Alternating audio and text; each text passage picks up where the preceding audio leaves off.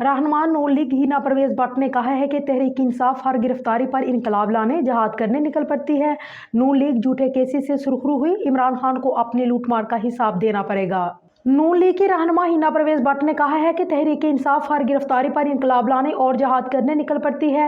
इमरान खान को बतौर वजीर आजम मुखालफिन को जेलों में डालने पे इनकलाब और जहाद याद क्यों नहीं आए। फवाद चौधरी अपने मुंह मियां मिठू बनने की कोशिश कर रहा है। जिन्होंने दो साल इमरान खान दौर में जेलें काटी वो नेल्सन मंडेला और भगत सिंह नहीं बने। फवाद चौधरी 12 घंटे बाद ही नेल्सन मंडेला बनने के ख्वाब देख रहा है।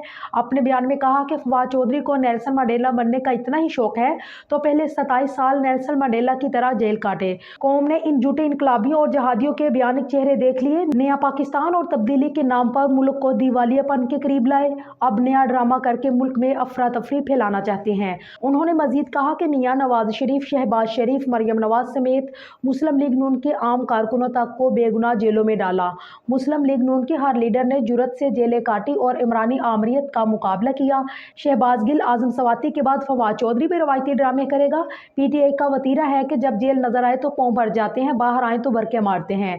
उन्होंने कहा कि 5 साल मुस्लिम लीग नून ने झूठे केसेस का सामना भी किया और सुरखरू भी हुई। अब इमरान खान भी जेल जाएंगे, उनको भी अपनी लूटमार का हिसाब तो देना पड़ेगा।